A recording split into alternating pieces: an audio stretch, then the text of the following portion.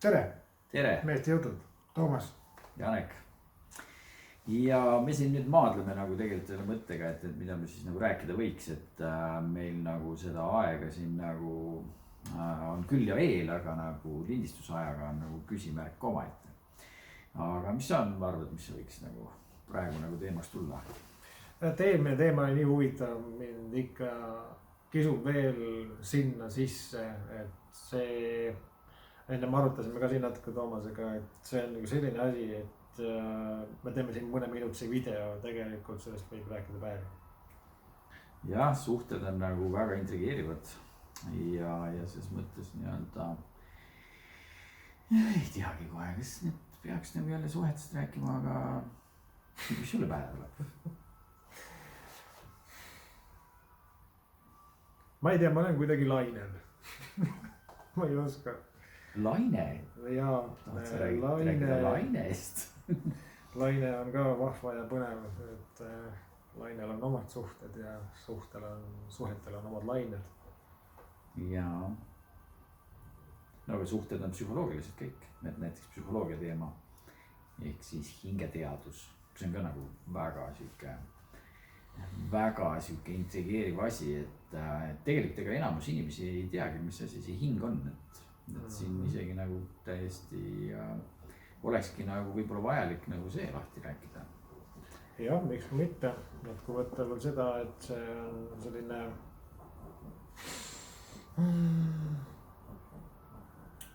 hästi hingelähedane ja hästi hingeminev teema, siis aga me kõik olemegi hinged. Jaa. Ehk siis tegelikult nagu kui nüüd teemasse minna, siis vanasti räägiti, et inimese sees kuskil asub hing, et inimest võeti kui füüsilist keha, siis praegu on täiesti vastupidine teema on see, et inimene ongi hing, kellel on füüsiline keha. Mis tähendab tegelikult sisuliselt seda, et inimese olemus on tegelikult selline mittemateriaalne, kuigi seda võiks ka nagu materiaalseks nimetada. Ja noh, ütleme see, et vaata kui hing tuleb inimese seest välja, ta on otsustanud, et ta ei taha enam selles nagu reaalsuses olla, mis on siis maine elu maa peal, siis tema otsus on see, et ta nagu läheb ja ta jätab selle keha maha. Noh, kas see keha siis nagu maetakse või kremeeritakse ja noh, tegelikult kui hing lahkub kehast, siis tegelikult ongi täiesti elutu mingisugune mass, mis alustab momentaalselt lagunemist. Ja noh, sisuliselt midagi ju ei ole muutunud, aga see tegelane enam, kes nagu enne inimesena võetud füüsiline keha oli, seda enam ei liiguta mitte üks asi. Aga mis siis ikkagi inimene on? Kas inimene on hing või inimene on keha?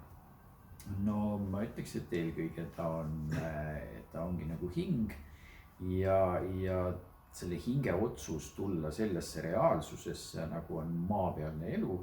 Selleks oli tal vaja nagu seda sõiduvahendit ehk siis nagu kehastuda just, et selle me saame siis oma esimestelt õpetajatelt, kes on siis meie ema ja isa, kelle DNA-st siis ka meie saame osa.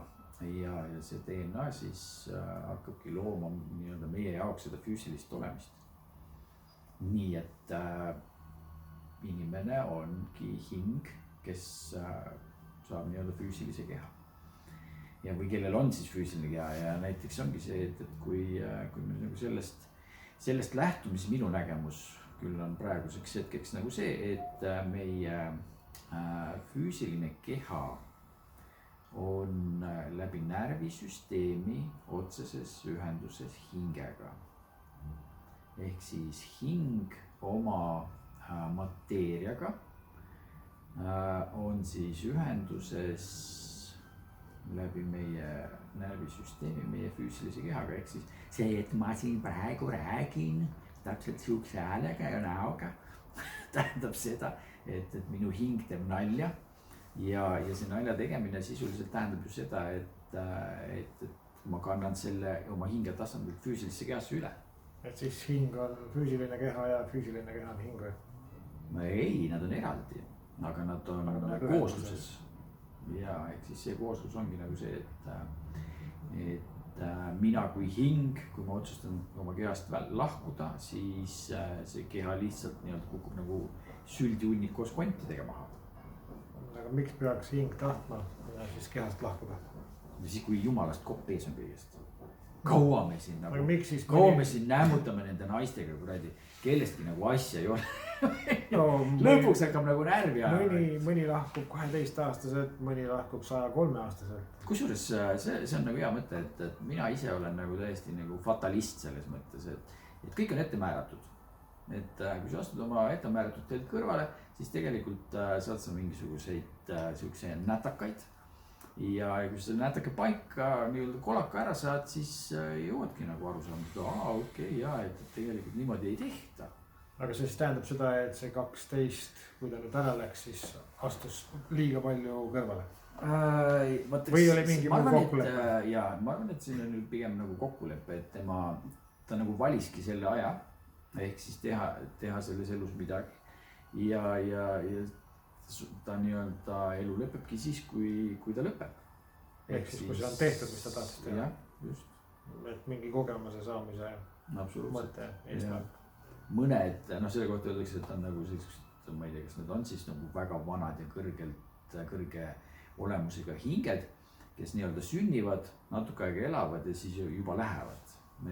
Aga nad toovad kaasa nagu vanematele nagu meeletu sellise empaatia ja kaastunde ja sellise hingelise valu on ju. Ehk siis, et kui laps sureb noorelt, siis see on nagu väga raske üleelamine. Et eesmärk siis tegelikult on vanemate õpetamine läbi selle. Näiteks, sest tegelikult nagu minu meelest on see, et kogu see maailm oma olemuses ikkagi loobki täpselt nagu seda, mis nagu vajalik on. Ehk siis mina ütlen ka nagu selles multifilmis Kung Fu Panda oli meister Hugwei, ütles, et juhuseid ei ole olemas. Mis tegelikult räägibki fatalismist ehk siis saatusesse uskumisest. Ja see on nagu väga siuke põnev teema iseenesest, et me küll arvame, et vot praegu ma otsustan nii ja homme ma otsustan naa, aga tegelikult ütleme siis, me võime neid asju teha, aga nagu suures plaanis nüüd väga midagi ei muuda. Ehk siis võiks öelda, et on lihtsalt siuke tõmblemine. No jah, see on tõmblemine, kui sa ei astu oma teed. Ja siis ongi see, et saad sealt ühelt poolt jalaga, saad teiselt poolt, mis siis justkui peaks sind põlvega juhatama tagasi tee peale, et kui sa ikka üldse kuulda ei võta, siis kusjuures mul oli päris hiljuti oli nagu siuke asi, et ma ütleks, et päris täpselt ei oskagi öelda, kas see oli nüüd soolekeerd maos või nii-öelda maokramp. Igal juhul mul oli nagu pool ööd oli ikka nagu väga raske olla. Ja siis ma sain aru, ma olin põhimõtteliselt terve öö üleval, mul oli tunne, et ma olen nagu sellises, kuidas ma ütlen siis, poolminestamise olukorras, mul oli meeletu maovalu. Ja ma arvasin, et mul on näiteks see toidumürgitus, aga tegelikult ilmselt oligi nagu mingisugune maokramp. Ja see oli nii valus, et ma olin kogu aeg nagu siukses äramineku olekus ja siis mul tuli meelde, et ma peaks nagu andeks paluma kõikide käest, kellesse ma olen nagu halvasti suhtunud. Ja ma tegin imeasju, ma palusin nagu kõik, kes meelde tulid, see tuli nagu lindi pealt mul, ma ainult palusin andeks inimeste käest, et ma olen teinud seda teist ja kolmandat ja igasuguseid asju ja ühesõnaga see oli siuke, see oligi nagu siuke enese mingisse seisundisse viimine. Järsku ma sain aru, et elu ei ole päris see, nagu me nagu ette kujutame ja eks ma olen siuke omaette ego ka ja siis selle egoga ma ka nagu maadlesin siin. Ja ütleme, see oli ikka nagu suht raske olemine, aga et õnneks operatsioonile minema ei pidanud ja see seisund oli nagu suht raske, aga see muutis päris palju. Ja mingisugune nädala, pooleteist või 2 pärast, vist oli 2 nädalat ikkagi sellest hetkest, siis oli selline tunne, et justkui nagu mingid asjad hakkavad vanasse nagu rööpasse tagasi minema. Ja siis mul tuli meelde, et nagu see mis ta oli, see mingi eestlaste lugu on, kuidas mehed Peipsi pealt tulevad ja nagu meeletu torm ja jää ja mingi jube, ma ei tea, kas see oli jää ka seal või. Igal juhul niimoodi, et üks ütleb, et kui me pääseme, siis ma viin kirikule kroonlühtri ja mingi, mida see teine seal nagu veel lubas. Ja siis oli see, et noh, ikka meeletu Peipsi tormid on ikka õudsad tegelikult. Ja siis, kui nad jõudsid nagu seal, ma ei tea, pimedas oli vist, et üks kukkus üle paadi ääre ja jalad põhjas nii-öelda järsku, et vesi põlvini ja siis ütleb, et jalad maas. Ja siis oli kroonlühter ka unustatud. Aga see lugu tuli mul meelde 2 nädala pärast ja siis ma nagu mõtlesin enda nii-öelda peas selle teema peale ja siis ma sain aru, et nagu vanale rajale tagasi või. Ja siis ma mõtlesin, et ei, et võtsin vastu erinevaid otsuseid ja ma pean neist kinni. Ja ma pean ütlema, et see oli nagu väga tänuväärne tegu. Ehk siis tervendasid ennast läbi hingetasandi, nii nagu see täpselt olema peakski. Mitte see, et lähed arsti juurde, saad terve peotäie komme hommikuks, lõunaks, õhtuks. Ja siis muudkui krõbistad neid, aga kasutegur puudub. Ja ma pean ütlema, et ma tegelikult palusin endale tuua nošpat. Nošpa siis oli see, mis lihaseid ja silelihast nagu lõdvestab.